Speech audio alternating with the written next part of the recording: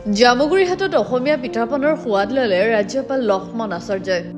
অসমৰ ৰাজ্যপাল লক্ষ্মণ প্ৰসাদ আচাৰ্য জামুগুৰিহাটৰ জীয়া ভৰালী পাৰৰ ঐতিহ্যমণ্ডিত মৰণাগুৰি গাঁৱত উপস্থিত হৈ আজি গয়া ৰাইজৰে সৈতে মত বিনিময় কাৰ্যসূচীত অংশগ্ৰহণ কৰে। গয়া ৰাইজৰ সৈতে মিলিত হৈ ৰাজ্যপালগৰাকীয়ে অসমীয়া খাদ্য সম্ভাৰ তথা তিল পিঠা, নাৰিকলৰ লাড়ু, চুঙা পিঠা আদিৰ জুতি লৈ অভিভূত হৈ পৰে। মৰণাগুৰি গাঁৱৰ মহিলাসকলে ঢেঁকীত চাউল খুন্দি পিঠাপনা তৈয়াৰ কৰা দৃশ্য উপভোগ কৰিও অভিভূত হৈ পৰে ৰাজ্যপালগৰাকী। মৰণাগুৰি গাঁও পৰিদৰ্শন কালত ৰাজ্যপালগৰাকীক সংগ প্ৰদান কৰে চতিয়া সমষ্টিৰ বিধায়ক পদ্ম হাজৰিকাই। ইয়াৰ পূৰ্বে ৰাজ্যপালগৰাকীয়ে জামুগুৰিহাটস্থিত জীয়া ভৰালী কন্যাকা বহুমুখী কৃষি পাম পৰিদৰ্শন करे।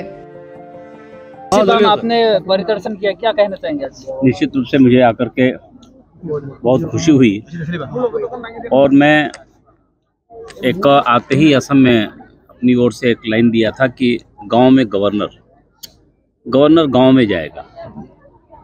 वहाँ के गांव का कृषि, वहाँ का कल्चर या जो गांव के कुटीर उद्योग और कैसे हमारे गांव कल बहुत सुखी गांव हुआ करते थे।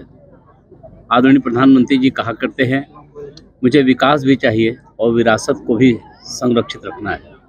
आज मुझे इस गांव में आकर के उनका वह जो कहा करते हैं देश को आह्वान करते हैं, मुझे खुशी है।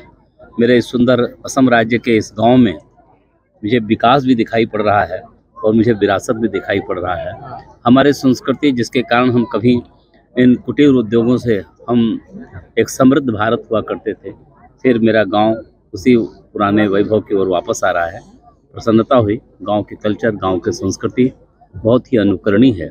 पूरे देश से लोग जब आएंगे, इन गांव में जब निवास करेंगे और देखेंगे और तो उनको अच्छा लगेगा कि मेरा इस असम में मेरी संस्कृति कितनी संरक्षित है। बहुत धन्यवाद।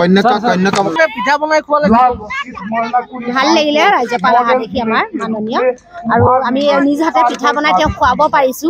আমাৰ পিঠা, আমাৰ অসমৰ পিঠা কিমান যে দূৰলৈকে গৈছে সেইটো ভাগ্য আমাৰ। আমি বৰ পিঠা বনাইছো, তাৰপিছত তিল পিঠা বনাইছো, ঢেঁকী ইয়াতে আমি কৰি লৈছো, আৰু তিলৰ লাড়ু বনাইছো, নাৰিকলৰ লাড়ু। ৰাজ্যপালে বৰ পিঠা সকলো পিঠাই খাইছে বাৰু। ভাল লাগিছে বুলি কৈছে। পিঠা দি পঠিয়াব নেকি? পিঠা দি পঠিয়াব লাগিব।